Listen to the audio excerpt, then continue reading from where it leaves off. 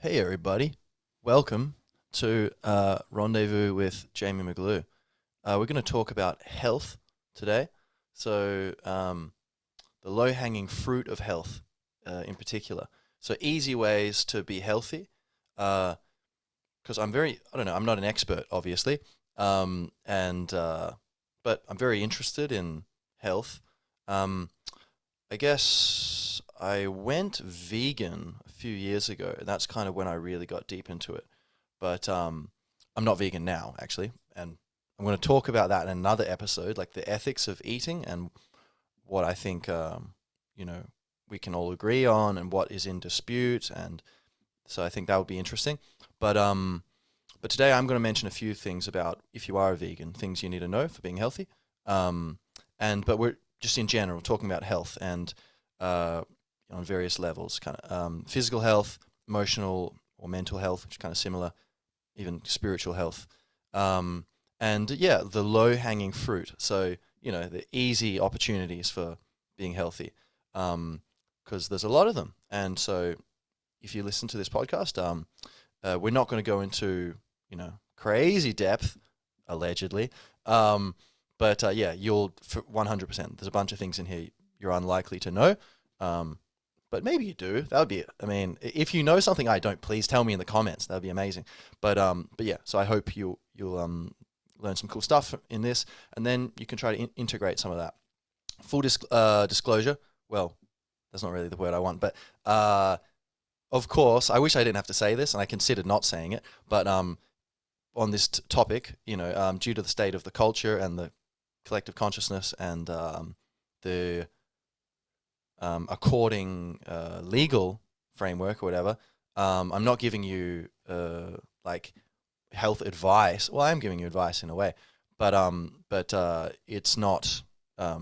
This is all. If anything you do is on yourself, right? You're a free being, so I can't guarantee that everything I say is true. I'm pretty sure it's all true, but I wouldn't be surprised if I make a few mistakes here and there. And so please, anything you want to start doing, research it properly. Oh, Jamie mentioned this thing. That's interesting. Go spend half an hour reading about it, or more. And if you've got some sort of sensitive situation, then if you've got a doctor, then maybe you could talk to your doctor about that or whatever.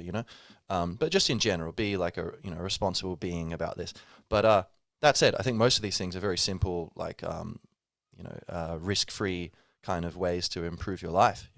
So that said, let's get into some chunky blues before, because I don't have a theme song except this shifting tune of whatever I happen to play. So here we go.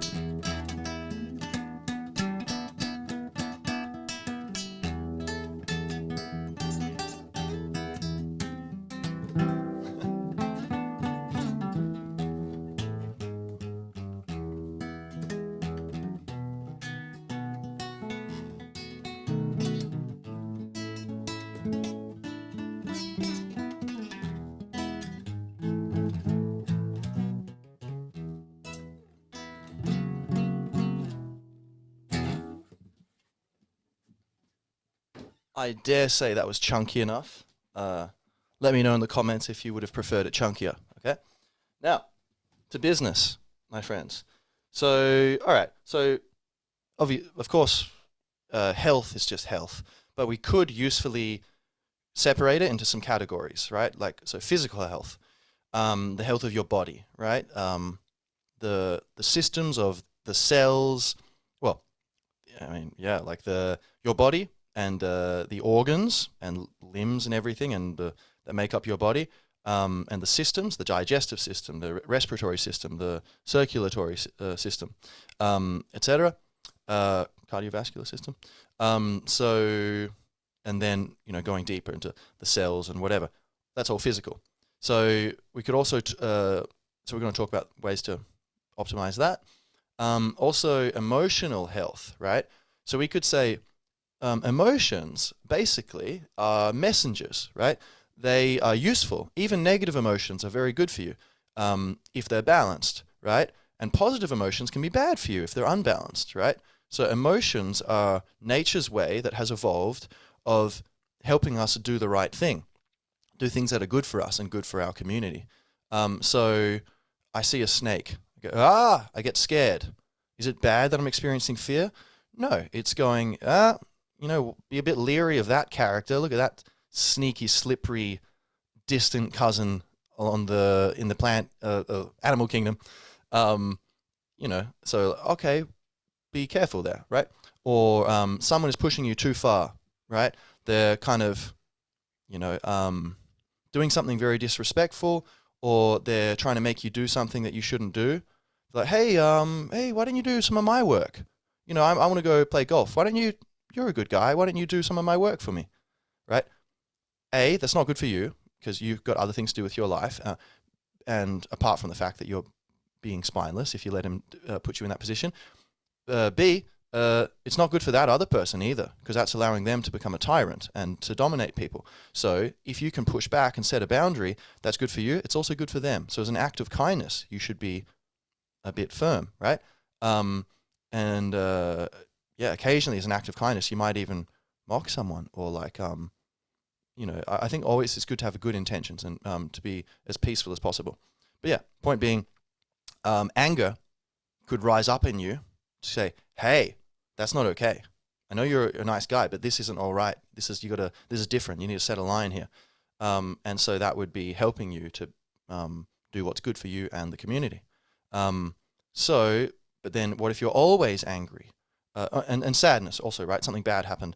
I guess sadness could make you aware of what's important to you. No sweet without sour. It could make you aware of what makes you happy. Why do I feel bad? Why do I feel sad? Oh, maybe I'm eating too many processed carbs. Or, maybe I really wanted to do something, but I was too afraid to do it. And say the fear was out of line. And now the sadness is here to let me know that something in my life is not quite right. I need to make a change. And so they're messengers, right? But the thing is, what if the messenger comes to the door, delivers the letter, and then says, hey, can I come inside? Can I have a cup of tea? Like, no, I'm already inside. Oh, is that I like your couch. Let me just lay down here and eat some popcorn. No, right? Get out of the house. Right? Thank you for your message. Off you go, right? Other messengers will come with new messages when I need to learn. But I understand. Fear, you've told me the message, or anger, or sadness, or whatever it is, any emotion, or happy, good things. Pride. Oh, I did a good thing. Nice. I should do that again. This is good for me and for other people, right? Or compassion. Interesting, I guess a mixture of good and bad emotion, or positive and negative emotion. Excitement. Oh yeah, I should do this thing excites me. Maybe I should follow it. Maybe I should do it. I'm interested in it. Maybe because you're good at it, or maybe because it's good for you. So you get the message, and then the messenger should leave, right? Depression is people, you're constantly sad, right? And numb, not just sad, but the very value itself, valence or meaning attributed to events and I guess circumstances in your life kind of fades away into a kind of nothingness. But that's a complicated subject, but that would be an example where there's a sadness which is there far more than is healthy. Or anger, people are just constantly angry and raging and looking for trouble, looking for things to get annoyed about. That's where, that's obviously, we could say unhealthy, right? So emotional health would be something like that. You have an appropriate emotional response to things, appropriate meaning, it makes you want to do the right thing. Something which is good for you and good for you today, tomorrow, 10 years from now, good for your family today, tomorrow, 10 years from now, good for your community today, tomorrow, 10 years from now, good for the earth today, tomorrow, 10 years from now, 1,000 years from now. Of course, we can't keep all of this in mind, but this is the ideal we're working toward of what is right action, things that are harmonious and uplifting for you and your surroundings, which are also you in a greater sense. Episode 7, Awakening, check it out if you don't know what I mean by saying that everything around you is also you. So emotional health, you have a good proper appropriate reaction, and yeah, you have a balanced emotional life. Emotions come and go like weather does, but it doesn't linger forever. Rain clouds come, oh, you're sad because something bad happened. You lost someone you cared about. Um, if the rain stays there forever, oh, it's not really good, right? But the sun comes out later on, excellent, right? You've got a natural, lively life, and yeah. And then when you have that emotional variability, then you can actually appreciate the negative stuff because it makes the positives greater. And can you appreciate the positives for making the negatives worse?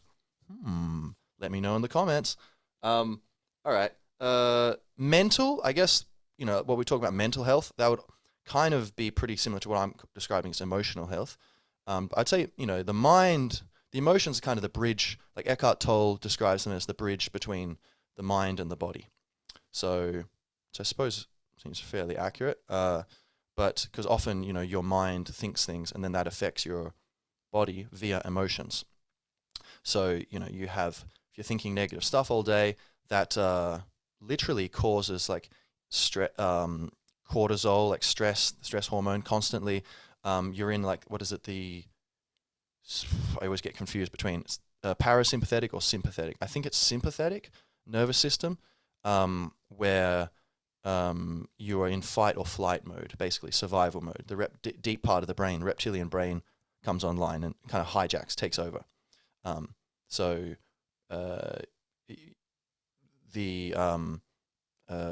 Where were we? The bridge between the mind and the body, right? So the emotions, your mind, if it's going haywire, it can affect your body, or even temporarily, it should affect your body. Like, release that stress hormone. There's a snake over there. Make him notice it, right? Like, or want to avoid it, not be curious. So imagine a child. If a child didn't have that response of that, then maybe they'll be, oh, that's kind of cool and interesting. But, oh, I have a weird feeling. I don't know about that snake thing. Maybe I should stay over here, But the mind, so what else could we say about mental health? I suppose having ideas and ways of thinking, like habits, mental habits, ways that you approach new information, ways that you approach problems, ways in which you engage with your emotions and kind of sort them out and try to understand them, and say the ability to get back in balance when you're out of balance emotionally, the ability to use the mind to intercede there or intervene and kind of try to reset things. Okay, I'm feeling scared, but it doesn't make any sense. It doesn't make sense. There's no need to be scared. Oh, yeah, that's kind of true, yeah. But that's good that you know about it now, right? That's great. It's great that you're aware of it. Better than not being aware. You know how you feel. How would you like to feel? Oh, you want to feel good? All right, what makes you feel good? Right, you could kind of use the mind to affect your emotions, and that affects your body. So this is mental health, I guess. Spiritual health, I mean, basically just live in the moment and go with the flow, I say. All right, there we go. And maybe pursue, that's your inner purpose, Eckhart Tolle would say. Be here now, basically. Be in the moment. Be as conscious as you can. Try to be present to this moment, because life is always this moment. But he also says you have an outer purpose, like a secondary thing, something in the world, in the field of time that you want to do. So perhaps we could also call that spiritual health, is having some sort of purpose, of a direction, a narrative arc to your personal story. Maybe that's raising a beautiful family. Maybe that's reforming damaged systems or unhealthy systems. Or perhaps that's being creative and making art. Or perhaps that's just improving the baseline of society by providing more food or whatever, innovating, whatever, right? So these are noble purposes. We could call that a type of spiritual health. But the primary one, be here now, go with the flow, and enjoy. Okay, so now why bother about health? I mean, what's the point? I think, yeah, there was a time when I thought, like, oh, these health freaks, why are they so interested in health? What's wrong with them? Like, what's the deal? why they're always running around, or like these guys in lycra, cycling, whatever. But I think some people can take anything too far, right? Some people can take anything not far enough. But health, when you're doing it, when you're interested in a kind of balanced way, the way that I think you should be interested in it, and I hope you are already interested, is, well, it feels amazing to be healthy. It's, what do you want? I don't think there's anything you want that doesn't hinge on health. Health is the foundation. Healthy body leads to a healthy mind and healthy emotions.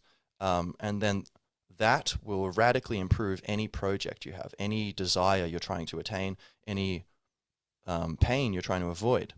So basically, that's why you should be interested. One interesting idea is nothing tastes this is just food, I guess, but nothing tastes as good as healthy feels. Food is wonderful, coffee, I love coffee, or whatever, but nothing tastes as good as healthy feels. And so that's only one aspect, but I think the feeling just of being here when you're really healthy, that's next level. And then also would help you achieve that outer purpose of whatever you're working on. All right, so moving on to some specific tips. Now we're going to give you some juicy, we're just going to go through many little tips, right? Some of them you'll be completely unaware of, probably, like, oh, what is this thing? I need to look this up. Please do.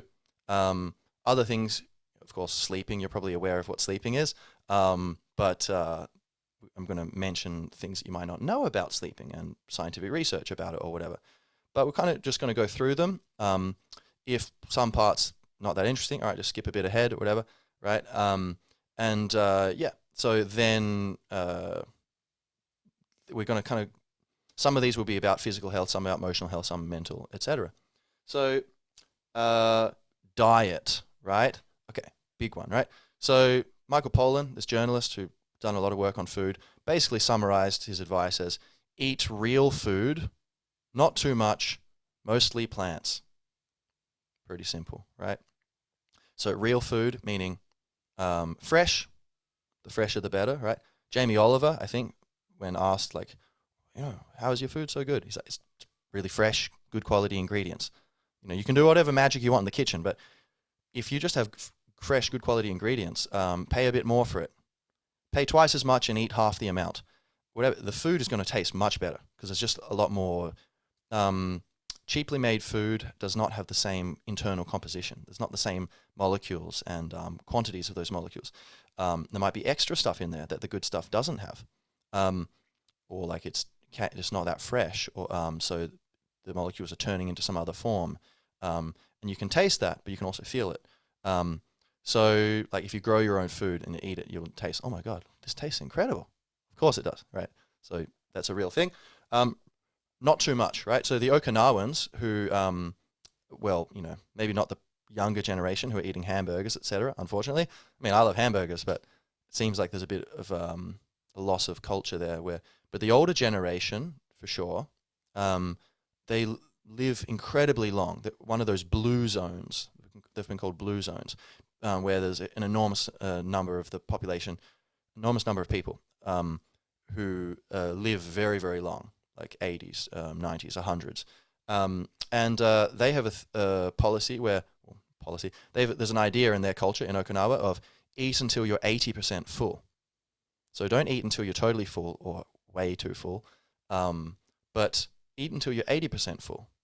And I believe it takes a while. There's a lag between when, the food you've eaten, just put in your mouth. There's a lag between how much food you've eaten and when you know that you've eaten enough. So say if you're eating till you're 80% full, probably 10 minutes later, 20 minutes later, you're going to go, oh, I'm actually 100% full, or I'm 90% full. But it was just catching up. So eat until you're 80% full, then you're probably going to digest a bit more and go, I feel incredible. I feel so nice. You've got enough food, because I think a lot of us, we're used to having a bit too much food. And that's just normal for us. So that's one easy thing to try. Try it out. Let me know what you think. So what else? mostly plants. So Michael Pollan's saying that, and I think in general that's good advice. Definitely, the standard American diet or whatever, or like eating a lot of bread, etc. Look, just if you just add more plants, it's going to improve it for sure. Um, uh, However, there are people who eat the carnivore diet is a thing, and there's people who have the ketogenic diet, keto diet, which is heavy, almost all fat and protein, very few carbohydrates. So that would be a lot of that would be animal foods, not so much plants, which are a type of carbohydrate, although they're complex carbohydrates. It's better for your body than simple carbohydrates like pasta, coming from grains, pasta, bread, crackers, pizza or whatever, that kind of stuff.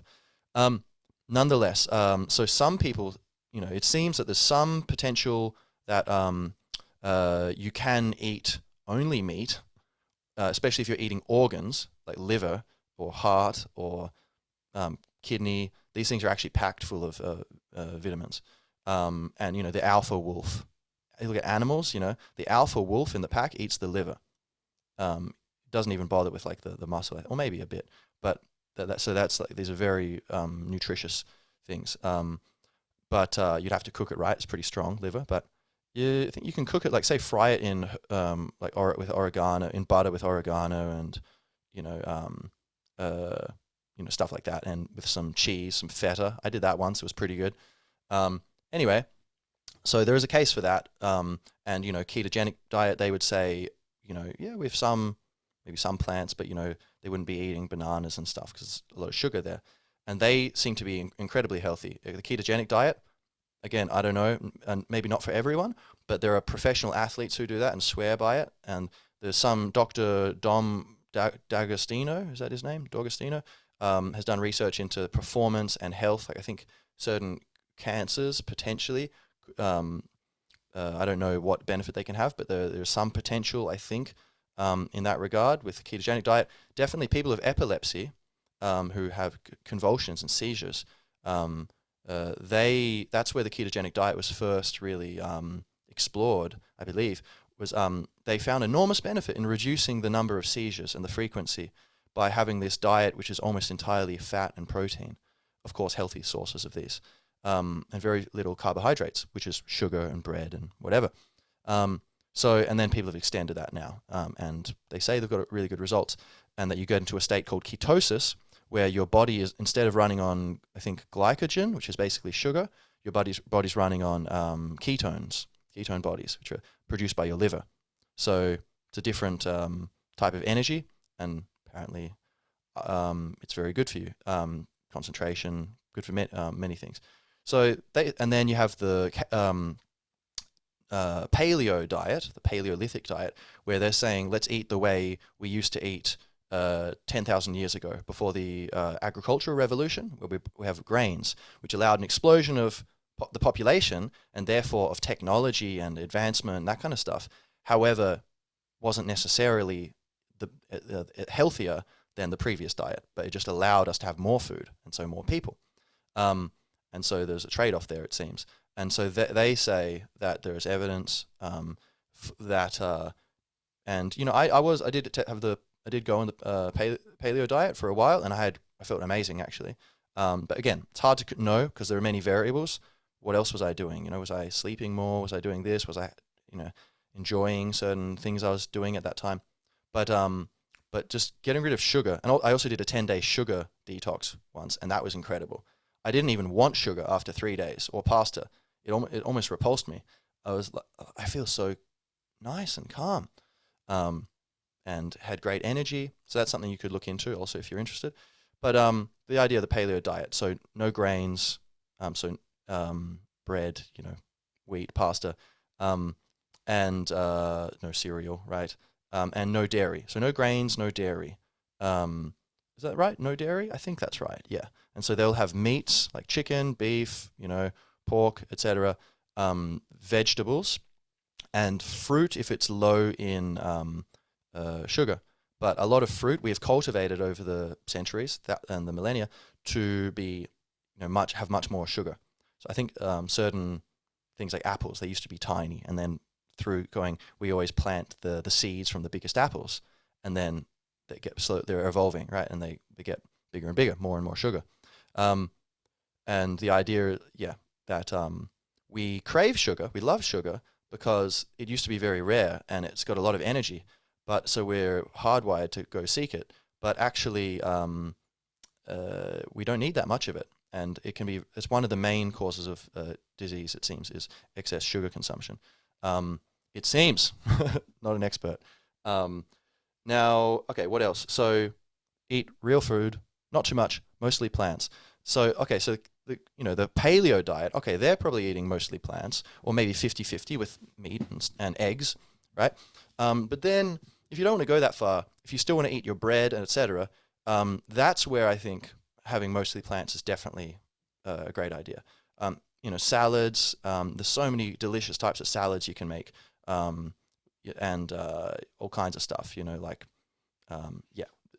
look up on the internet, right? You get creative. There's so much potential there for really delicious food without bread and etc. But if you want it, then try to balance it out with plants, it seems. So we said fresh. Organic is not just a cool buzzword, right? There's something to it. There's no smoke without fire, right? Organic, basically in a nutshell, means not being sprayed with chemicals when they're growing. So there's pesticides and fungicides, etc. Pesticides, I guess, would be herbicides and fungicides. So you're putting chemicals on there to remove the pests. Any pests that eat it go, I'm going to die. Or they eat it and they do die, like a little bit later. And so it's a way of allowing more money to be made. And fair enough, farmers need to make money, but you might wonder if they could make less money and be okay there, especially... as we mentioned in the episode on Mother Nature, was that episode 5? The regenerative agriculture. It seems we don't need these chemicals. Anyway, we definitely don't need them in our diet, right? So food which is sprayed with them, there's been a lot of studies showing that there's a lot of health problems that seem to arise due to this consumption of food that's been sprayed with, it's killing all these, it kills all the bugs, it kills... the fungi, blah, blah, blah, but it won't hurt us, right? And a lot of the studies that they're allowed to put amounts of these chemicals on their food, like the way it's measured often, I believe, by certain regulatory agencies is, if it doesn't cause diseases in people, then that's fine. But the thing is, often the time frame of those studies might not be very long. And also you have the problem of symptomatic or subclinical, I can't remember the term, but basically where there's negative effects, but it's not strong enough to notice in a study. So they would go, all right, we'll use as much of these chemicals as we can without giving anyone a clear illness. And they're not trying to hurt anyone. They're just trying to get by and, be as efficient as possible. Fair enough, the farmers. Foods that are not sprayed with these chemicals are far healthier. That seems pretty much established. And second side of organic would be GMO. So I don't know a lot about GMO, but in general, I would say I think there's good reason to be cautious of things. And when you look at regenerative agriculture, it doesn't seem like there's a great need for GMO and for kind of playing God and taking certain risks of we don't know what's going to happen in 50 years to the people who've been eating the GMO stuff that was invented 20 years ago, or 10 years ago or whatever. Taking, some gene from a frog and putting it in your wheat, could be a good idea, could be a terrible idea. Who knows? And who needs to know, it seems like it's not necessary. Also, I believe, I think this may have been in that documentary, Kiss the Ground. I'm not sure, but I think the GMO, since GMO was introduced, I don't think it had the results they expected in terms of boosting the quantity of food we're producing. I think maybe in certain cases, but I don't know, but that's just one thing to keep in mind. But we definitely don't need it in our food. If you want to be healthy, if you're having health problems especially, I would recommend organic food. Even if it's a bit more expensive, you can eat a bit less of the food and just get better quality stuff. Or cut down on something else, and yeah, your health is really worth it, it feels great. So what else? The varied. So a varied, diverse diet seems to be good, right?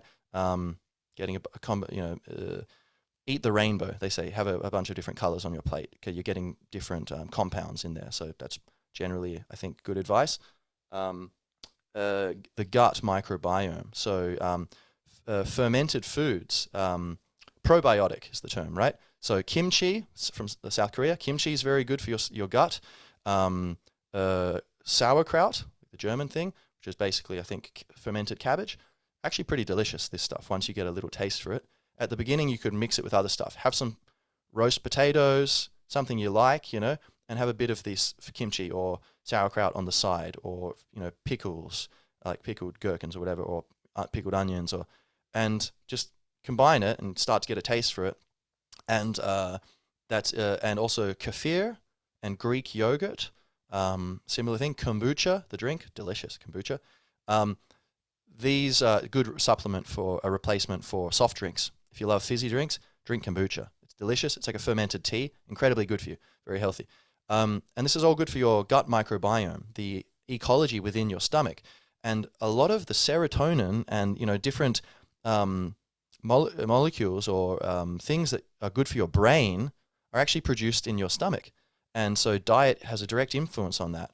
And so eating these probiotic foods is very good for, I believe, the immune system, but definitely for your mood and your endocrine system, I think, which is kind of the physical side of emotions, I think. But yeah, so probiotics are very good. You can take probiotic pills, and you can take supplements, and there's a place for that. But in general, it seems you want to get the most expensive probably, because some cheaper supplements sometimes don't have what they promise in them. So if you're going to get supplements, it's better to just get it from food. But if you want to or you need to, try to get more expensive supplements, better quality ones that have a good reputation. Now Foods, if you want supplements, that's what I would usually know. Not a sponsor, right? But Now Foods, they seem to be pretty legit, and that's what I normally get. But yeah, so you can get probiotics in a supplement, but better from food. Similarly, fish oil you can get or krill oil, I believe, is even better, more bioavailable, and it's mostly from Antarctica, where it's more sustainable.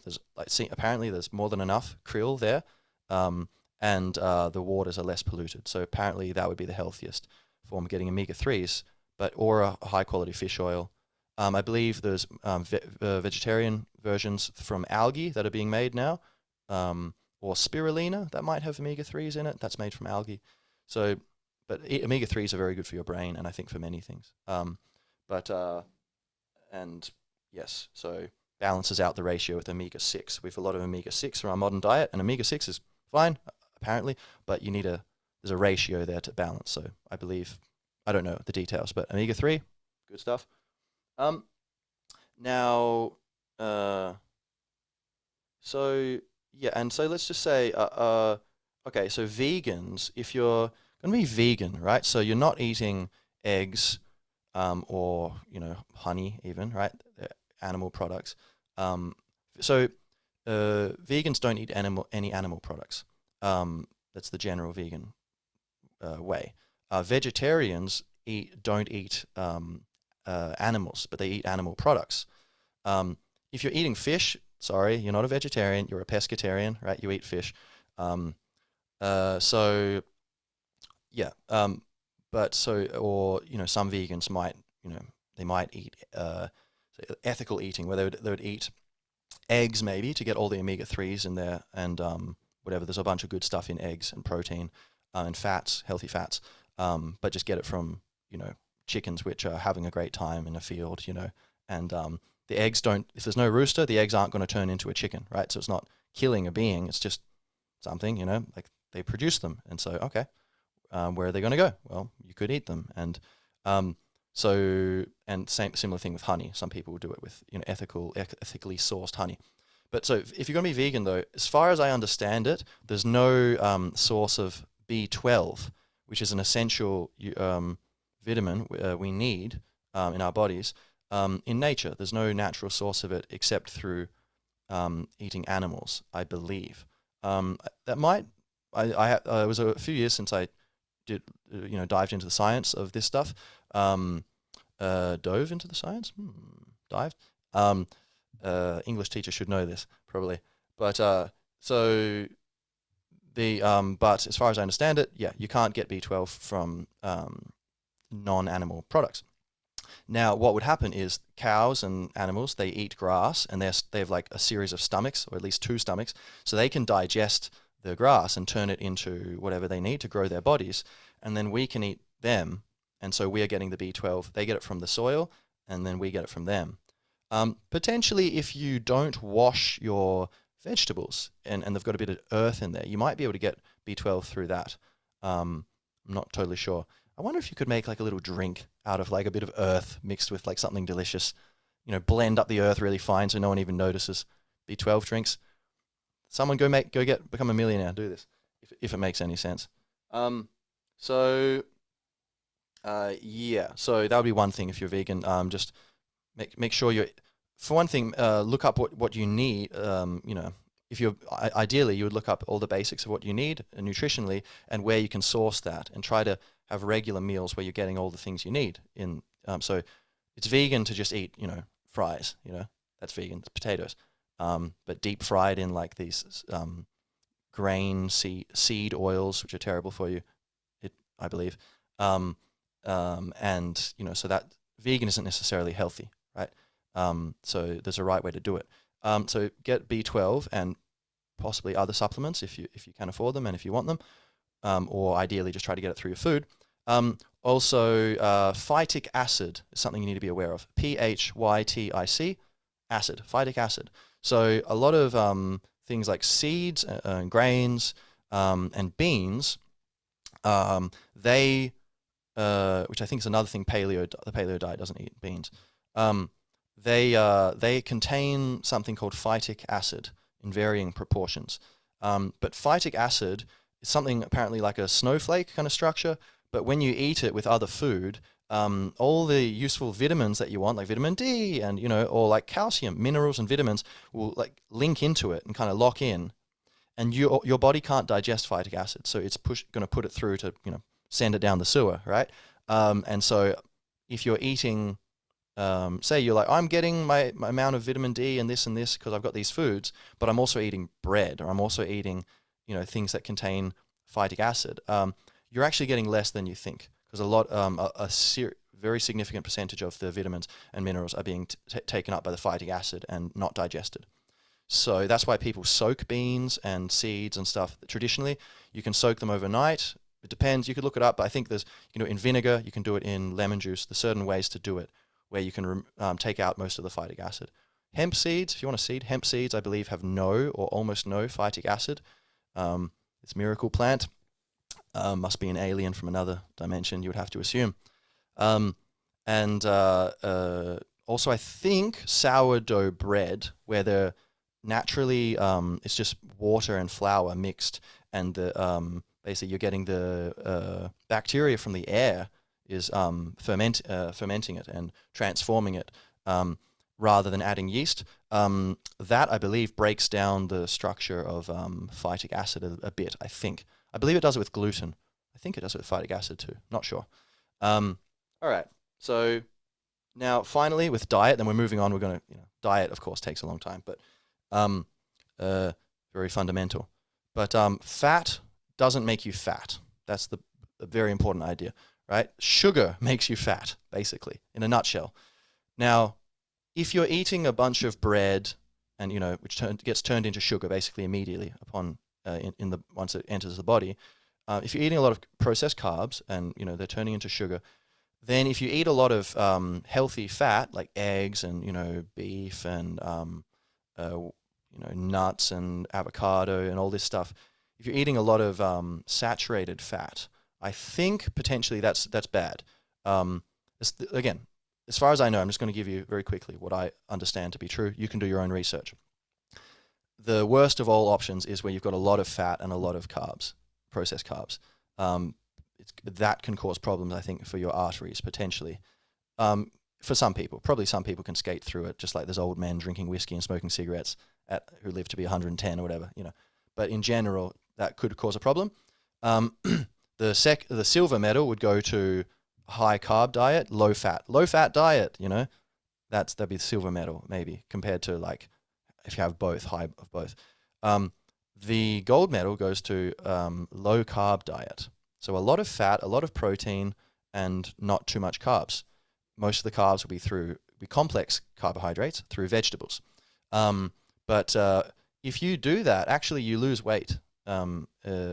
This is the idea of the paleo diet and the ketogenic diet, is that you get more muscle toned, and there's health benefits, including losing weight. So as far as I understand it, that is the case. So healthy fats. So certain oils, right? Like olive oil is very good for you. Coconut oil is very good for you, and you can cook with it at a very high temperature, much higher than olive oil, before it starts to turn carcinogenic, cancer-causing. But oils like margarine, sunflower oil, the seed oils. As far as I understand it, do your own research. They're not good for you at all. They cause heart problems, cancer.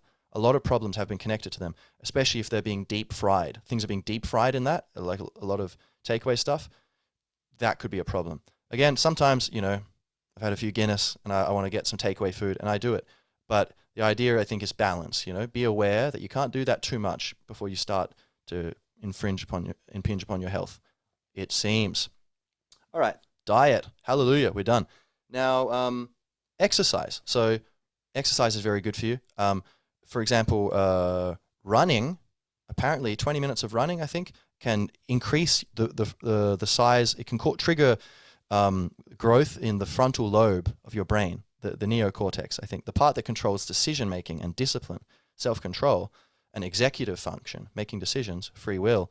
That part of your brain grows both when you're meditating, for I think they did 6 weeks, people were meditating 20 minutes a day for 6 weeks, and their brains had developed the frontal part of the brain, pretty sure. And same deal with running, aerobic exercise. So that's interesting. In general, good for the heart. Running is very good for your heart.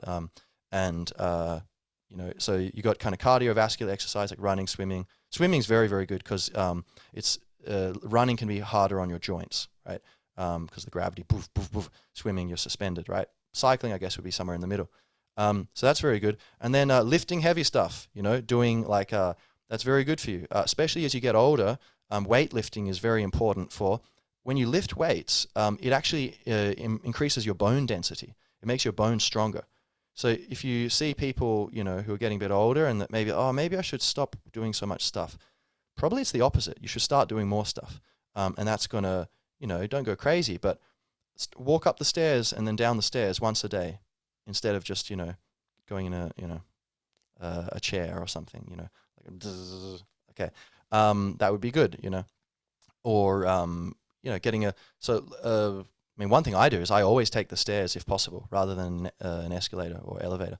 And so that's a small little thing where, you do that all the time. That adds up, But you can do intense, rigorous exercise is very good for you. Also mentally, being able to have discipline and being able to push through things. If you're doing regular, intense exercise all the time, then when problems come, it's not going to have as big an impact on you because you're already used to dealing with suffering. You've confronted it yourself. So, and it's not about trying to impress.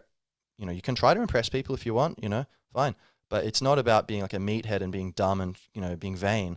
It's like, what if World War III breaks out? Imagine, hypothetically, it would be good to be really strong, wouldn't it? And be capable and, be able to run be able to lift heavy stuff, maybe save someone from rubble or whatever, or be able to, lift heavy stuff, run really far without, losing your stamina.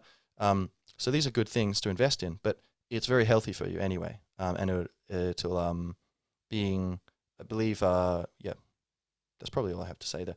Let's see here. Kettlebell. If you're doing weightlifting, that's like a simple thing you can get. And I believe it is superior to most other very, very heavy other types of weightlifting because it's it requires you to recruit a lot of different muscle groups when you're using it. There's many ways. It's kind of flowy, a bit like yoga or something. And so rather than just machines which are isolating one part of the body. So that would be, if you're looking for optimizing your fitness, I suppose, that could be a good thing to do. And it's cool and fun. All right. Exercise. Yeah. And I think exercise also improves your sleep. and your concentration. You know, kids in school, if they're doing more exercise, more fun exercise, get them to do dodgeball every, once a day or something, that would probably be really good for academic scores, because it does improve, and try this out, can improve your concentration and your mood. Sleep, so in general, there's an enormous crisis in terms of sleep deprivation, as far as I understand it. Like, we are, with lights, since the invention of electricity and being able to just stay up all night with lights rather than having to relight these candles, and we have been altering, and we're no longer up with the sun and down with the sun. So that has had some negative effects on health, because your body produces, what is it? It'll come to me. But when you're sleeping in darkness, there is a certain molecule or whatever, which starts with an M, I think, melatonin. Yeah, melatonin, which is produced only in darkness. So if there's a campfire, that's fine, like that, the light from a campfire. But the blue light, or just maybe intense light from screens and lights in your house, if you're sleeping with the light on, unfortunately, you're not getting melatonin, very likely. And that has been connected to cancer incidents. People who work night shifts, and so they're up during the day, and they're sleeping during the day, and they're up during the night working, they have a higher rate of cancer. And so it seems like there's a fair hypothesis that this is lack of melatonin. So, try to go to sleep early and wake up early is better for you, if possible. If you're not going to do that, and I guess even if you are going to do it, it seems like good advice is to stop using screens about 2 hours before you go to bed. Go read a book, go hang out with someone, go play an instrument, go do whatever, go take a bath, go for a walk, or at least like an hour before. But just be aware, right? The more screens, or dim your screens, put them at a low intensity, that will help you go to sleep earlier, right? And help your sleep, improve the quality of your sleep. And thus, the quality of your next day, because you'll be better rested. When you're sleeping, your brain's flooded with cerebrospinal fluid, and that helps physically repair your brain, remove dead cells, that kind of stuff. Of course, dreams also help you process information, and the lessons of, why was I being chased by an enormous shoe and the laces weren't even tied? Oh, maybe I need to get more organized. So yeah. So sleep now, and sleep also improves memory. So if you're trying to learn something and if you're cramming for an exam, you're trying to retain a lot of information, take a nap each day. I believe so you study and then take a nap, and it improves, studies have shown it improves retention of information. So yeah, or you got a big exam, and when when you don't do that, when you don't sleep enough, your brain is not working, it's not firing on all cylinders, it's not at all on the same level. And you've probably felt this, but now that there are full scientific studies showing the brain is not able to compete with its fully rested self. A sleep-deprived brain can't compete with that. So not a good idea to stay up all night studying for an exam.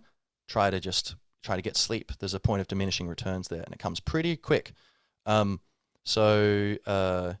Yes. Also, I believe for immunity, your T cell production, I think, plummets after one night of sleep deprivation.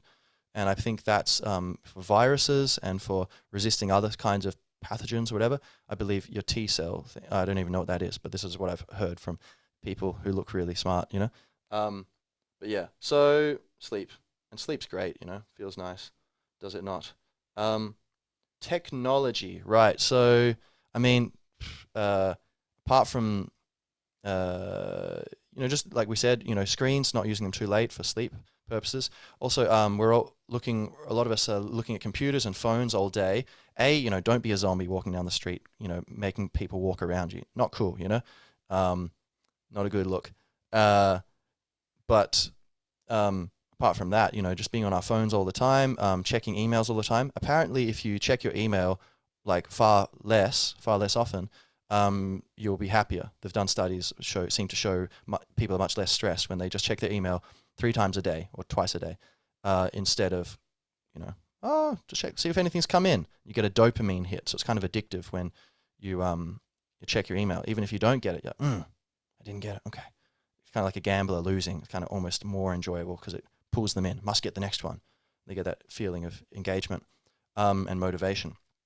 So beware of technology. It's a wonderful thing, but of course can be addictive and imbalanced, unbalanced. So yes. One other item of technology to mention that comes up is a microwave. As far as I understand it, microwaves aren't healthy. I could be wrong, but from what I've looked into, it seems they're irradiating your food, and it causes the cells or something, the polarity of the cells, magnetic field of the cells, something like this, to swap back and forth, and it does something to the water content inside, something like this. I could be probably not what I'm saying, but something like this, and so it actually damages the cells on a very micro level. The food you're eating is damaged when you're microwaving it. So, and you're expecting that to build a healthy body. So probably better to just, but I want to heat stuff up. Put it in the oven for like a minute, whatever, anything you want to do in the microwave, you can just do in the oven or on a fry pan, So I would recommend that. And it's more delicious, better texture, better flavor. So that would be my 2 cents there. What other technology? So your eyes. So there's apparently a good rule of thumb is 20 minutes looking at a computer, spend 20 seconds looking at the distance. Blink, try to shift focus. You can look at your nose and look back at the distance, or just look at something kind of closer and then something further, or just look in the distance and just try to see stuff for 20 seconds, then go back to work. 20 minutes later, 20 seconds of the distance. And because apparently rates of as technology improved and people are doing more office work and etc., close up work and living, much unlike our ancestors who were always scanning the distance for threats and opportunities. This close up work and living has caused an enormous increase in myopia, eye problems. So beware of that, and take care of your eyes. So social life, social life's incredibly good for you. Obviously, it's fun, but physically, it's good for your body. Loneliness apparently is either the number one killer or like one of the highest killers of people. Like a lot of health problems come from loneliness and a lack of connection to others. I don't know exactly how that works, but part of it, apart from maybe there's a sharing of vibrations when you're with people, maybe that causes some good effects on you.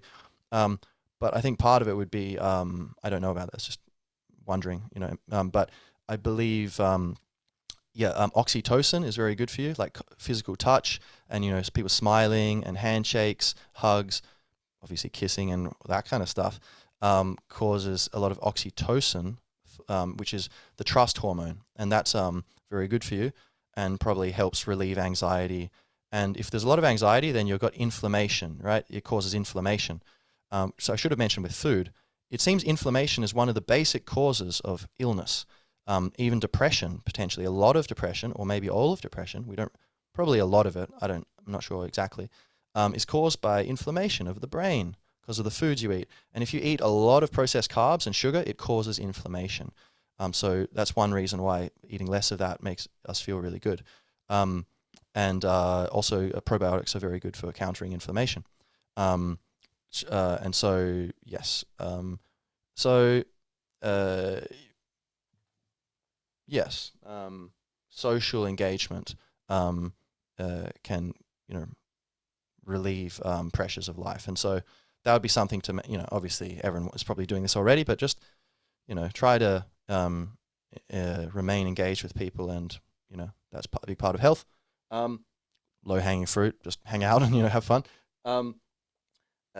Also organic lifestyle. So say household chemicals. A lot of the household chemicals from 30 years ago aren't legal anymore. Like, whoops, we caused all these problems. Yeah, okay, that's actually not good for you. And so there's a lot of chemicals we use which haven't yet been proven to be bad for us. But look, so you could do them, but if you just want to be careful, like what I do, I tend to use boiling water and vinegar for most of the cleaning I need, might use bleach if I need, but like in general, I can just avoid it, and you call me crazy, but even with washing my dishes, I use boiling water. my grandma, right? I was talking to her. I was like, how did you wash stuff when you were young? She said, oh, Mam just boiled water and poured it over everything. And it's like, of course. And it just strips away the oil and everything, It works very well. And I've been doing it for like 2 years now. I'm not sick. She was never sick. But then again, none of them were. There was 11 of them. This is in like the 30s, But then again, the food they were eating was probably better quality. The soils were richer back then in general, I think, and there's less of other stuff. But, something to be said there.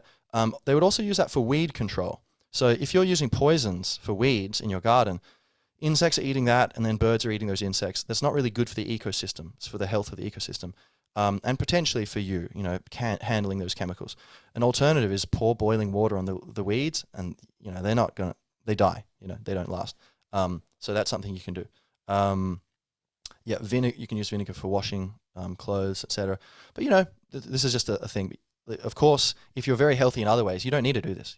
It's just an option, one option. I think everyone can kind of make the configuration of health that makes sense to them. Some people can smoke cigarettes while running every day and doing all this other stuff, and they might be perfectly healthy, But of course, cigarettes aren't healthy themselves. But it's the big picture, the holistic effect. An active life, like not being sedentary, moving around. You're at home. Sitting is the new smoking, they say. Well, try to. There's a lot of problems that come from just sitting and not moving enough, both for posture, but also, I guess, circulation, blood flow, also your eyes. So try to move around as much as you can. Simple thing. And yeah, like, I could drive there. It's 10 minutes away. I'll drive. Maybe you should walk. Maybe that would be nice, And I love walking, and even long walks, The Australians will understand, Everything's far away. I guess a lot of people drive, but walking is good.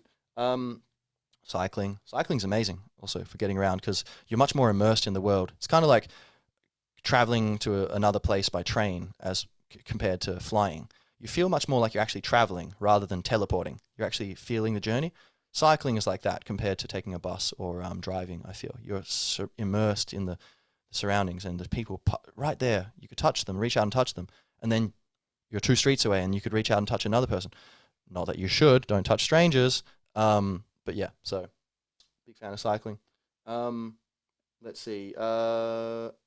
Okay, so that's the basic kind of stuff of keeping your for health. Yoga, very good for you. Very good for flexibility. Good for strength, and good for, I think, core strength. I think like the ligaments connecting the things that connect the muscle and the bones and stuff. I believe yoga is very good for this and balancing stuff out. Avoiding injuries. If you're doing sport or martial arts, I think yoga is very good for also avoiding injuries, making sure your body, there's no points of tension that can be, messed up, sort of. Everything's flowing well and balanced. Also, it's very good for your emotional and, I guess, spiritual health. So, meditation, very good. Similar, kind of to yoga, but you're just sitting there and, the traditional vipassana,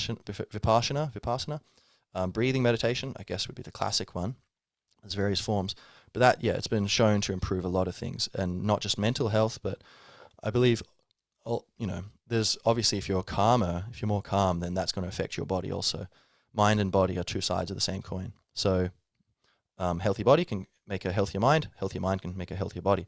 And so meditation, and it's really enjoyable. It's it's kind of still shocking how there's some sort of resistance to in me and many people to meditating. Just sit down. It's like we're just so hardwired to do. But if you just sit down and be for a little bit, you will not regret it. No way. You're never like, oh, why did I meditate for 10 minutes? You're always like, thank God I got myself to meditate for 10 minutes. Oh my God. So that's great for you. And by the way, if you're like, I think I talked about this in the Awakening episode, number 7. But if you're feeling, it would be great, but I can't do it. Look, like everyone can meditate. It's just a matter of practice and expectations, managing your expectations. You're not supposed to have a silent mind immediately. And yeah, some of your thoughts are going to be disturbing. Like, oh my God, the things that I'm thinking. Actually, it's not really you thinking it. It's just thoughts going through your head. A lot of that's from your ancestors or your culture, your family, your friends, the culture you're growing up in. There's a lot of ideas we're exposed to that aren't yours. They just come in and out of your in and out of your mind. So don't be worried. But there are a lot of crazy ideas you'll encounter. That's good for you, and yeah, you just need to try to sit there and be with them and be with your thoughts and try to keep going back to the breath. And you get distracted, back to the breath. It's just a biceps curl for, every time you go back to your breath, you're strengthening your self-control. It seems you're literally building neural networks in the front of your brain, developing your brain mass in the front of your, prefrontal cortex. Meditation, go get some. Wim Hof method. So the Wim Hof method, I've talked about before, but basically breathing method, heavy breathing. I did 4 rounds of it or something before this podcast. Felt great. I did 3 rounds, and then I was thinking about what to say and getting a little tense on okay, I need this, trying to include everything. And said, okay, let's do one more round before starting. I felt much more loosey-goosey, and so it's good for you. There's breathing and cold exposure, cold showers, very good for you. And at first, it will be uncomfortable. If you keep doing that, just start 20 seconds and then turn on the hot, or do it the other way, hot and then turn it on 20 seconds at the end. Do that every day. You're going to start going for 40 seconds, 60 seconds. You can do it longer, and the feelings of pain are going to turn into feelings of pleasure. It's amazing. And also you have this feeling of kind of pride, I guess, of wow, actually I can kind of control myself. That's pretty cool. And basically you can learn to turn off your pain response. It seems you kind of go, it's good for me and I can do it. And you just stay relaxed and it doesn't really seem to affect you. And so you can kind of short circuit that signal from your brain telling you run away. And then maybe when there's some crazy situation going on and you need to stay in control of yourself, it will probably be a bit easier if you've been practicing this. So, but Wim Hof method, very healthy. You can look that up. There's a lot of scientific research that's been done on it, improving your immune system. Something I felt like was a great shame during the COVID stuff is that this wasn't really talked about, it seems.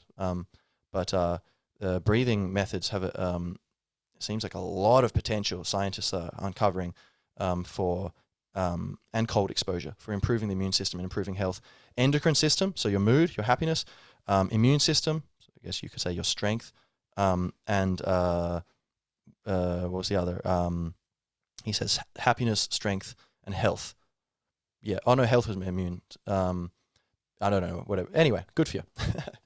All right. Entheogens. So yeah, if you are spiritually advanced enough and you're ready to explore, then that can your consciousness. Then these things, plant medicines, can be very good for when taken responsibly and with due reverence and care, attention to detail, set and setting, and you can make a lot of, you can heal yourself emotionally, mentally, and spiritually, and develop yourself. And so that's a great thing. But just be aware, it's not for everyone. Some people probably aren't ready for that. Maybe they'll never be in this lifetime. So it's something that can definitely improve your health, but psychological health, but just not for everyone, I'd say. Journaling, like health, journaling, yeah, psychological health, just writing down what you've been doing, that will help you. When you're writing it down, it expands your memory, right? You have more than you can hold in your head at once. You can put in the page in front of you and just write something and then read it like twice over, jump between paragraphs even, and so it's kind of like zooming out on your mind, being able to expand your memory. And just putting it out there, it'll kind of pop up. You get into a flow and stuff kind of pops up from deeper, maybe below the conscious level.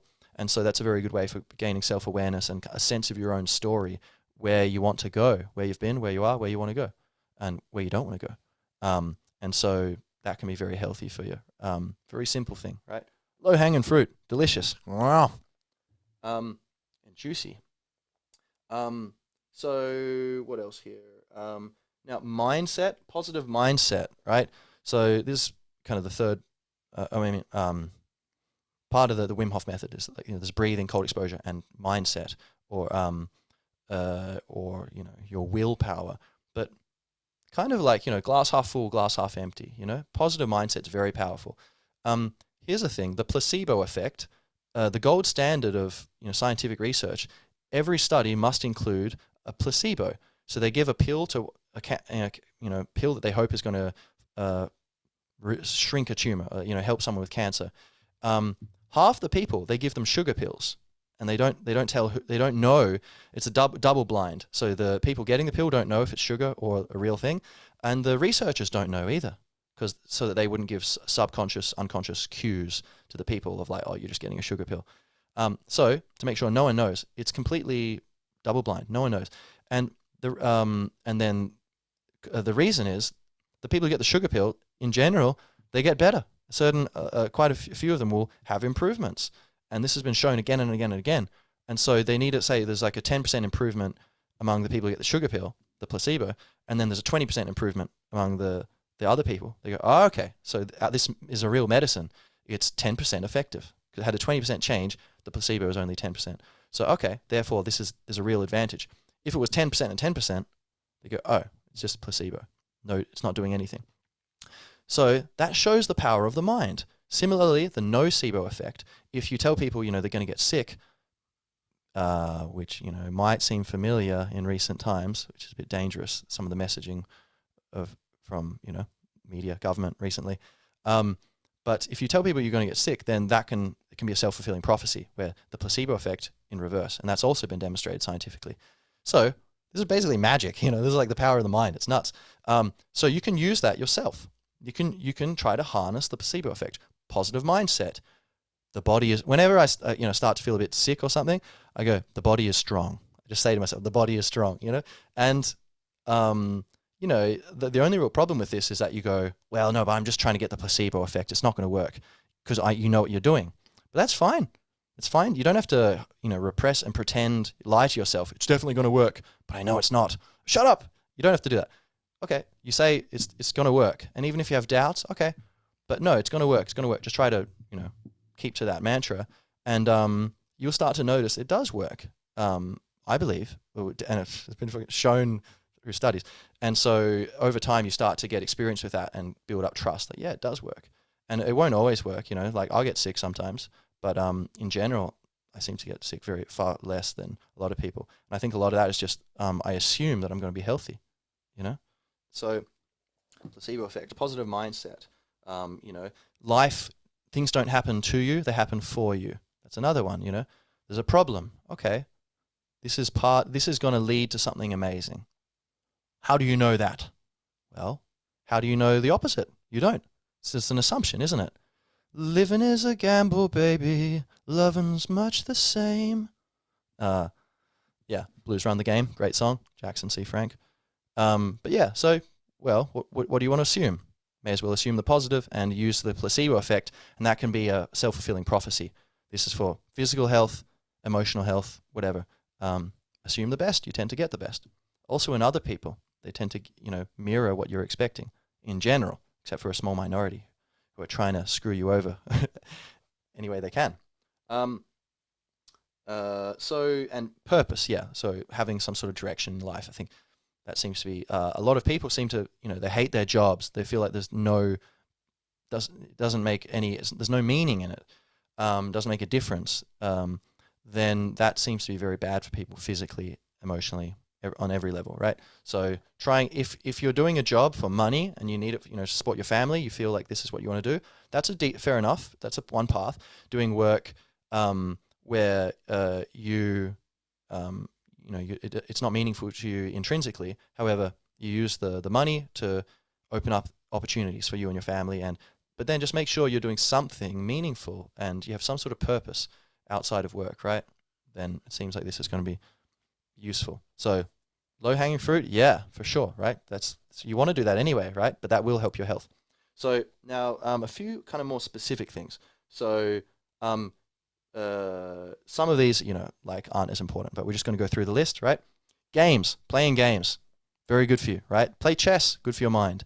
Playing sports, good for your body and, your mind, right?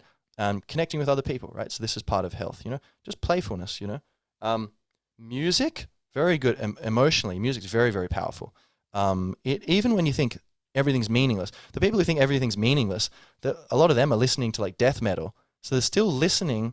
They're still unconsciously perhaps still, there's something, like it wasn't my idea, but that uh, the idea being like there's structured patterns of vibration that you're imbibing into your consciousness, and it seems to express something, and you move your body in accordance, right? And it's meaningful to you. And so music, whether if I'm sad, I can play guitar and channel the blues kind of, right, and I'll feel better. It's like there's a cathartic release. If I'm feeling happy, I can play guitar and it just expands it. So it's like an amplification.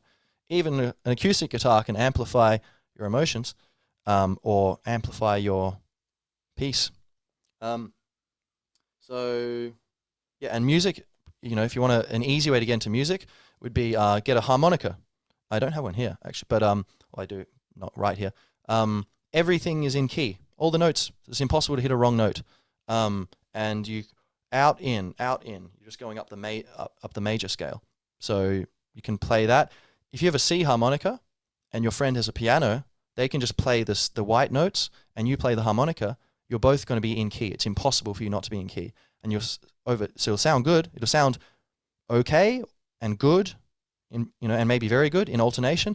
Then just keep doing it. You're going to start to just notice patterns, and it's going to be good and very good, and then just very good. So yeah, music and learning an instrument is very, very good for you. Good for your mind, but good for your happiness. So martial arts, very good. I mean, again, developing your mind and the power of your mind, but also just your mood, like getting rid of all the aggression. You can channel your aggression into something. You can also channel your stress and just drain yourself where you don't have enough energy to be feeling bad anymore. And because your body has been doing all this really healthy stuff, that you get this kind of signal of like, oh, good. For whatever reason, you feel really good. It improves your mood.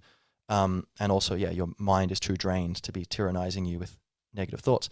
And also, it's very social if you do it with a group. Good for you, your emotions, getting you in line to have good reactions to things. Humility, discipline, humor. You mess up something, you laugh at yourself, So, and physically very good for you. So, of course, try to avoid injuries, but do the best you can. I'd say even with injuries, it's worth it. You get more than you lose, even if you are getting injured every now and then. And new skills, similarly, just learning new stuff, very good for you. Good, mentally. I think emotionally also helping you if you don't enjoy your work, for example. Just learning new skills on the side can, apart from potentially leading to a new career, that can just improve your happiness and your emotional health. Okay. Yeah. Now, just to hop back to mindset for a second, something I forgot to say was there's some monk for the Self-Realization Fellowship. He had a point that I think he said, I was watching some video and he said, some charming Irish fella, he was saying for the key to emotional mastery, which sounds pretty good, is 3 basic kind of emotions or approaches, mindsets, attitudes, compassion, gratitude, and pride, which I think is very interesting, very powerful. Compassion, gratitude, and pride. And I think I've been thinking about that, or I have thought about it before, and I think it seems to apply both to yourself and to others. Feeling compassion for other people's pain tends to give you more grounding in a good, emotionally balanced perspective. Gratitude for others and all the great things people do for us and to help make the world go round. And pride in the good things people do to balance out your envy or jealousy or resentment or disappointment in the human race, and to pride, all the good things we do. And watch if that's too hard to relate to, watch a good movie where it's like a distillation of something to be proud about, someone growing and doing some good stuff. And you can also do that to yourself. Compassion for yourself when you're beating yourself up, or you're whatever. Just try to see yourself almost from a third person point of view and go, yeah, have some compassion. Pride in yourself, being like, yeah, good work, keep it up. Gratitude, even like appreciating the good things you've already done, or just gratitude for the gifts you're given. Anyway, so that would be, I think, useful for mindset. Now, so what else? Okay. Okay, yeah. Um, so, oh, yeah. So some other thing. Now this is about diet. Actually, back to diet. Two things. One is in the morning. If you one little thing you can do. It's a bit really cool thing. Magic potion. Okay, you get a glass. I got it from Aubrey Marcus. He's got a great podcast. If you want to check it out. He calls it a mineral cocktail. I call it magic potion due to my friend Amin. Thank you, Amin, for the great name. Water. Oh yeah, filtered water. Filter your water. Tap water tends to be pretty, heinous in general. Um, a very cheap way to filter it is to filter out like all the bad juju. I think this filters fluoride as well, which, as far as I understand, is not good for you at all. Although people say that that's a conspiracy theory, I believe it's actually just it's a fertilizer byproduct. So it was convenient to think that it was fine for that industry, and I believe, and certain people thought it was good for various reasons. But there's natural fluorides, and maybe they're fine. But yeah, it seems like pretty evidence accumulating as far as I understand that this is not at all good. It shouldn't be in the public water supplies. Thank God where I am, it's not in the water supply. But even if it is, you can filter it out if you have a proper filter. A Brita filter, I don't think will do it. But charcoal is what I use. So I have jars, and I just fill them up with tap water, and there's a Kyoban, some Japanese charcoal water filter. Look that up. And it's this little bits of wood that have been I think superheated and then kind of brought down, cooled extremely quickly. It creates these little black, like mini log things, and you just put them. They're in the jar. Fill it with water. Leave it there for 8 hours. Even after 1 hour, it's going to have improved the water a lot. But after 8 hours, I will pour that into a jug and then repeat the process. And I have two of them, so I'm just cycling this constantly because I drink a lot of water. And this is pulling out a bunch of bad stuff from the water, I think heavy metals and chemicals and bacteria. I don't think so, but the public water supply already, they remove the bacteria with a lot of heinous chemicals, often chlorine and stuff. So you're pulling that out, and then just maybe every 3 months you boil the charcoal again, and you can use it again. And I think there's a certain, you can't do that forever, I think. But anyway, they're cheap. It's a good way to do it. That's what I do. But so filtered water, magic potion, filtered water, lemon juice, half a lemon or a whole lemon juice, a teaspoon or so of sea salt, Himalayan sea salt if you want, Celtic sea salt, something good quality sea salt. That's full of a bunch of minerals you don't get from normal salt, and you don't get from many places. And our body needs or can benefit from a lot of these minerals. So you put that, so you have the salt, you have the lemon juice, which is very alkaline and very good for you for various reasons I don't remember. Water is good for you because you're a human. And also, if you want, which I would definitely do, a shot of apple cider vinegar, which is probiotic, also alkaline. Wim Hof method increases the alkalinity of your body also, by the way, lowering inflammation. So that's all, you just stir that together, down it. You get used to it. It's not bad. I like it actually. But you might find it a bit intense, but hey, you could drink a glass of bourbon, right? You could drink a magic potion, and it's better than coffee. First thing in the morning, that gets you awake, and your body through the day will deplete stores of certain, minerals and things. And so this is a way of recharging that. So that's one thing for diet you can do. And the other thing I wanted to mention was what? It was something potentially important that will come to me if it is. Now, oh yes, intermittent fasting. Thank you, universe. So you can eat the same amount of food, but just eat it in a narrower time window, and you will have a bunch of health benefits. This is the idea behind intermittent fasting, which is scientifically verified as working, right? It helps with senescence, like death of cells. So basically, say you eat within an 8-hour window. So you start eating at lunchtime. You skip breakfast. You have at first, this might not be good for you. So before an exam, probably don't start doing this, but you can ease yourself into this, and then it's great. I believe if you're at first you could go into starvation mode, so look this up. Mark Sisson, like Mark's Daily Apple, he talks about this. But the Primal Blueprint, that guy. But I think basically it's pretty easy to avoid that pitfall. But you do need to just be aware. At first it might not have the exact effects. And I think maybe before starting it, might be a good idea to raise the general level of your health and maybe cut down on the carbs beforehand, so you know how to live off of fat. Anyway, basically intermittent fasting is, you know, say you start eating at 12, you finish eating at 8. You eat within that time window, whatever you want. And then, so it's not just breakfast, breakfast, where you break your fast overnight, but you let that go a bit longer. Or you could do it the other way. You could have breakfast and lunch and then just an early dinner and stop eating earlier. Either way, 8 to 10 hours window, right, of eating, that allows your body's like, okay, we've already digested everything.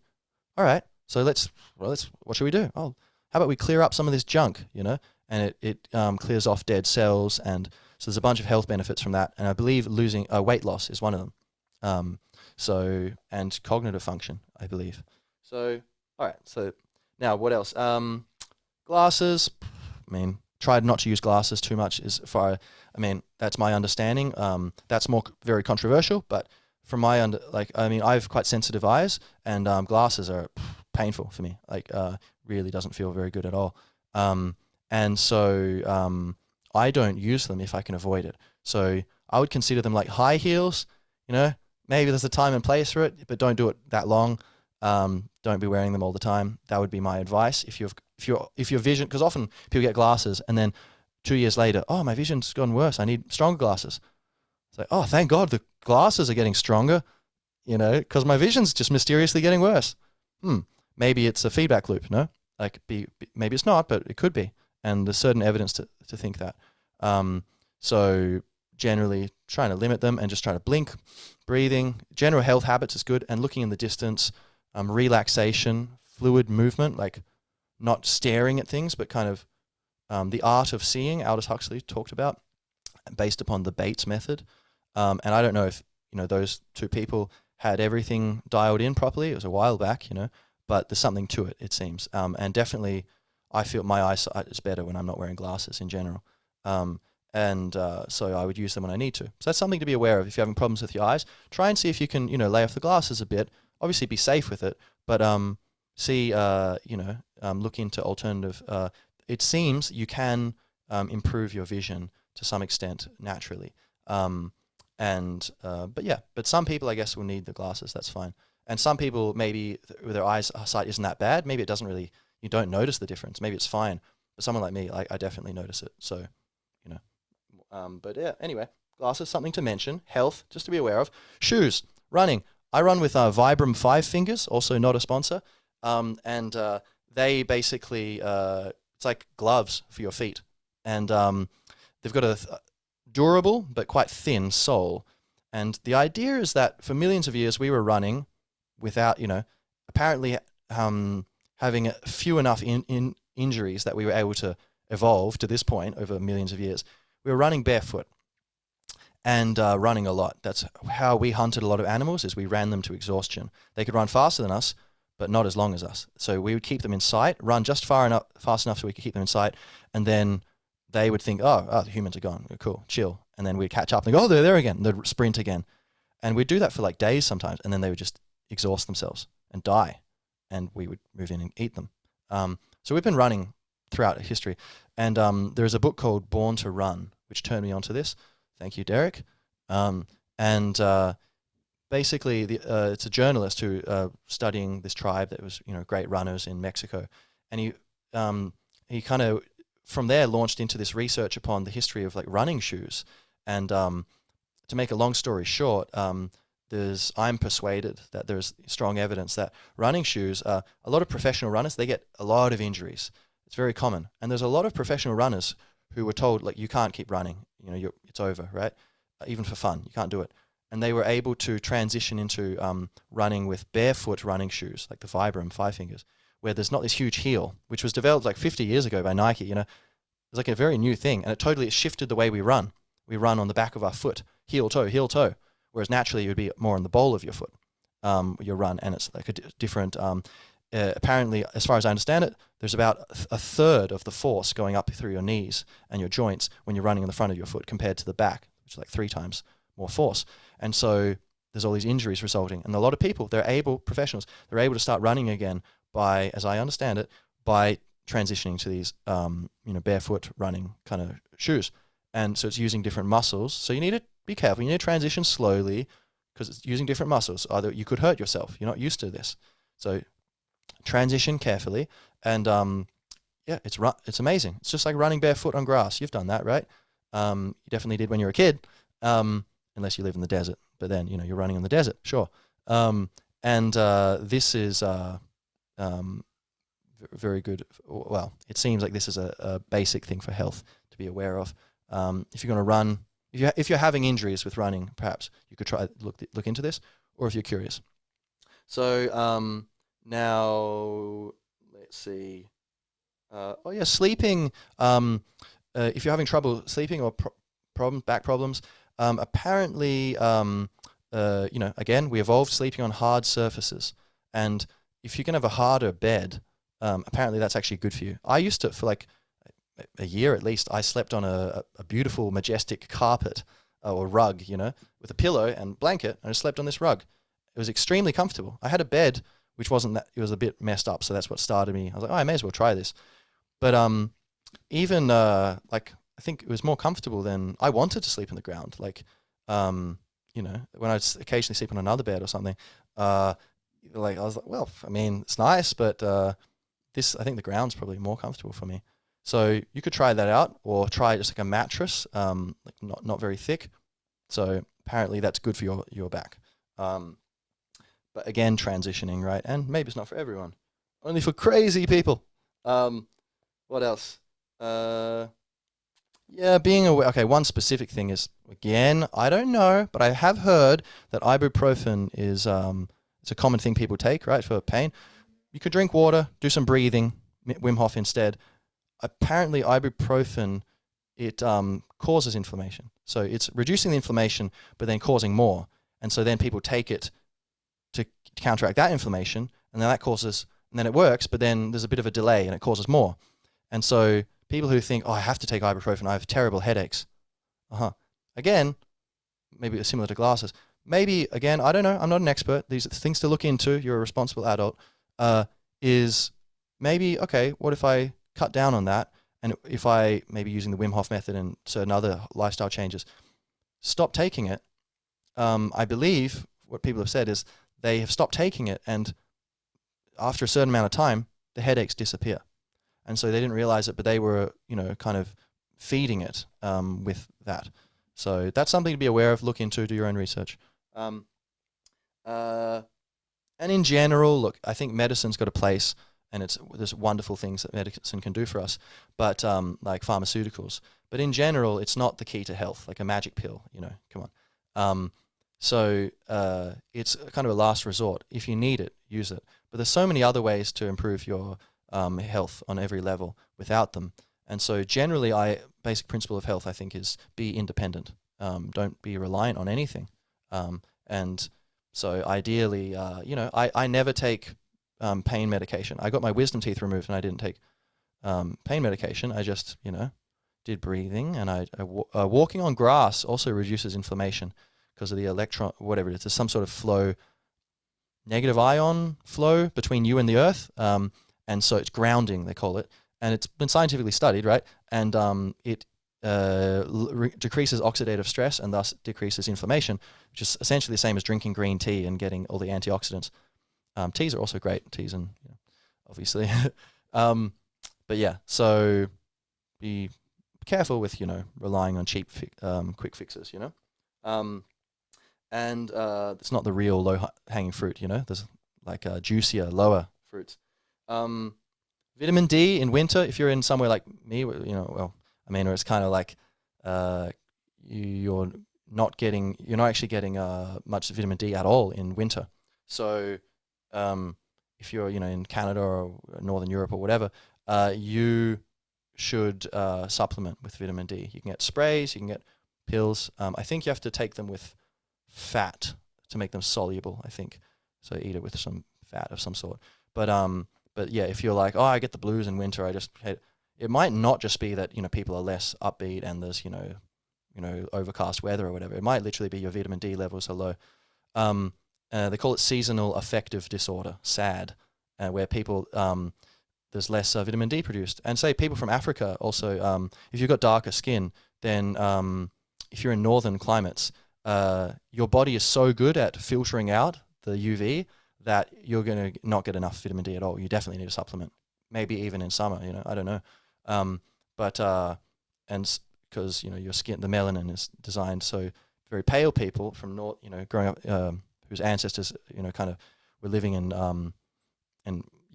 northern, colder climates with less sun, they need, they can get vitamin D more easily. They're like solar panels. A lot of the COVID, I believe a lot of there's a study that maybe it was 2020 that came out saying 90% of the COVID deaths or something really crazy high, or maybe was it hospital admissions? I think it may have been deaths or maybe both.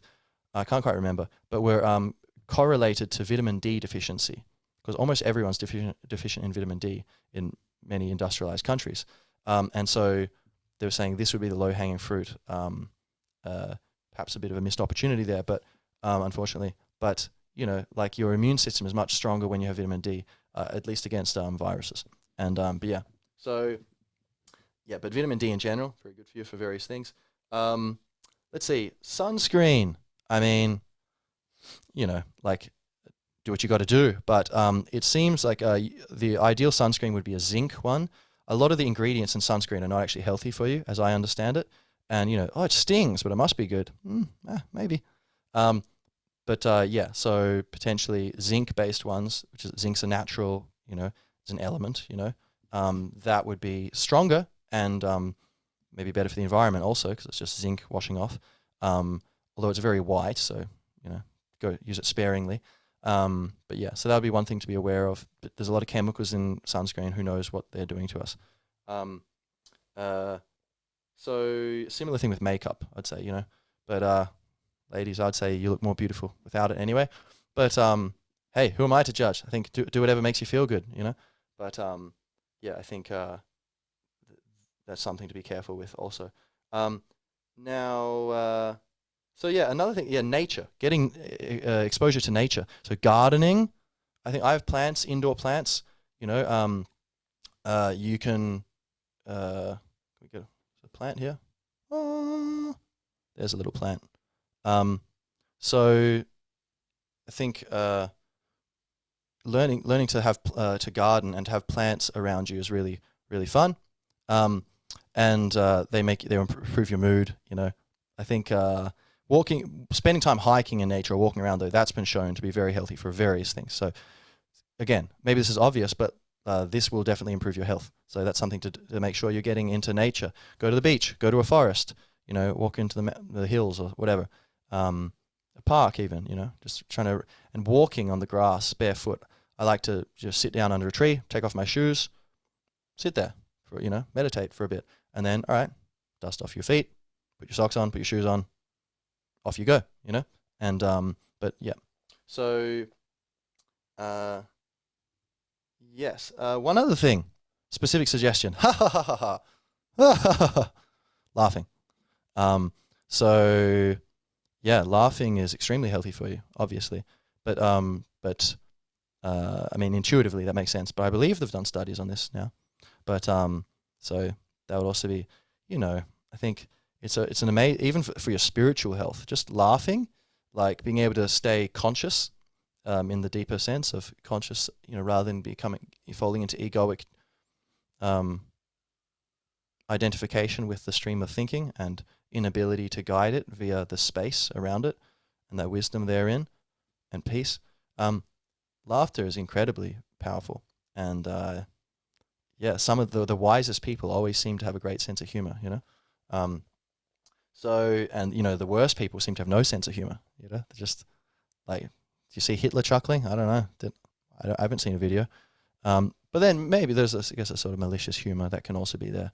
So almost like a laughing at sort of thing. But in general, I think, laughing is very powerful for you. Very good. So I guess, I'll leave it. That's basically it. So hot list of little things to think about, look into.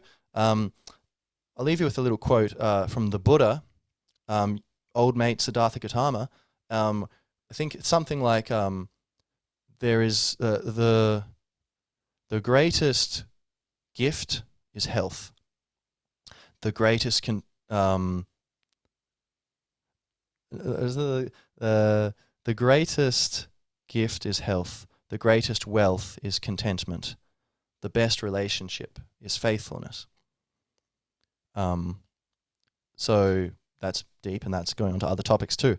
But health as a gift, the greatest gift, you know, and a lot of it is a gift. It just comes to you, and we are very blessed to have it. But you can kind of allow that gift to come in more. You know, you can do what Santa wants, and he might give you a few more gifts there. You know, and whereas I guess, yeah. So I think health is like the foundation for basically almost everything. And I'd say awareness is more deeper as a foundation than health. And, you know, perhaps even education, who knows? But being healthy, it's not some boring thing. It's like everything you want really hinges on health. Try to do anything you want and try to have a good time. If you are not healthy, it's basically impossible, right? You eat too much pasta and you get bloated. You know, you can barely have a conversation, you know? So, yeah. Oh, but didn't mention, but, you know, addictions, actually. So before we close here, I skipped over that. Yes, so, I mean, like, alcohol, right? And other drugs. Think addictions, if you're dependent on something, and if it is narrowing the range of pleasure you can get, you're not able to enjoy. If you need more and more of something to get the same amount of pleasure, right? That looks like an addiction. If you're losing interest in other things, like the range of things that give you pleasure is becoming more and more narrowed upon this thing, that's a sign that it's addiction. And if it's not good for you, it's causing problems in your life, then, you know, that seems like an addiction. Some people can, you know, do. I think Paul Kelly, the great Australian singer-songwriter, basically Australian Dylan, he said he was taking heroin for 17 years or something, and but he said he's just, I guess, a strong-willed individual. He said, according to him, you know, maybe not all the time, I don't know, but that he would do it, and he felt like it improved his life, and he was able to control it, and it wasn't something, you know, he talked about publicly until kind of more recently, but that you know, he felt that he was able to make that call and keep that in balance, and that it wasn't an addiction, that he could stop it if he wanted to, and he did stop it. And he said it wasn't difficult, he just chose not to stop at a certain point. So addictions, you know, but I think there's an enormous amount of addiction in the world, and that's a real sign of the psychological illness we're in society. I think a lot of society doesn't look very healthy. There's a great Jiddu Krishnamurti quote: "It's no measure of health to be well adapted to a thoroughly sick society," which is really amazing. But addictions, I think it's, you know, to some extent it's a personal understanding. Like, you know, are you doing something too much? And just try to keep it in balance. But those are some pointers for, you know, thinking, should I allow this to be part of my life or not? And sometimes maybe it can seem like, oh, there's no choice, you know? What choice do I have but to have my wine every day, you know, my bottle of wine every day? You know, like I try to do it and I just feel terrible. That's, I mean, understandable, but that's a brief thing that, and we can try to, and maybe with, you know, cold showers, with martial arts, other things, there are ways where you can gain that strength through other pursuits and then confront that boss later, that Bowser, when you've built up the strength through these other levels of the game. Also, you can reflect, what do I really want? Is it I that benefits from this thing? Or is it all an illusion? Is it the Wizard of Oz, you know? Is it a parasite in me that wants this? Or is it just, is it a story in my head that this is what I want, but actually maybe, so you can just bring more consciousness to it. Do it, right? Okay, yeah, I'm going to take my drugs, or I'm going to do whatever. And I know I shouldn't. I feel bad. Okay, well, if you're going to do it, just go with it, you know, and just pay attention and say, how do I feel? What's the reality of this? How does it actually interact with me, you know? And you might find that actually doesn't even really feel that good. Interesting. Whereas if you'd been busy berating yourself for doing it, you might not have had enough space internally to notice that, hey, I'm not even getting the pleasure from this. It's not like I shouldn't be getting this pleasure. It's not even giving me pleasure. And so in general, consciousness is the answer. I'm not an addiction expert. These are just some thoughts. I think we all struggle with this. Like, I could drink less coffee, you know, or eat less bread or whatever, you know. So it's a work in progress, always, health. And we go in waves, and there's seasons to everything, you know.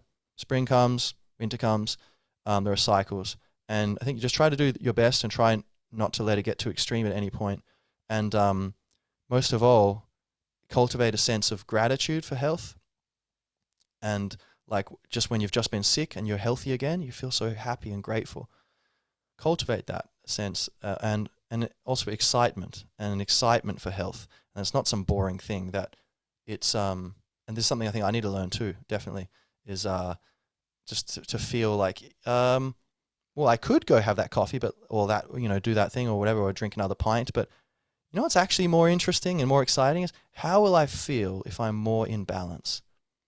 Physically, emotionally, mentally, spiritually, probably going to feel pretty good. So, on that note, my dear friends, I wish you health, and I thank you for your presence. See you next time. Peace and love.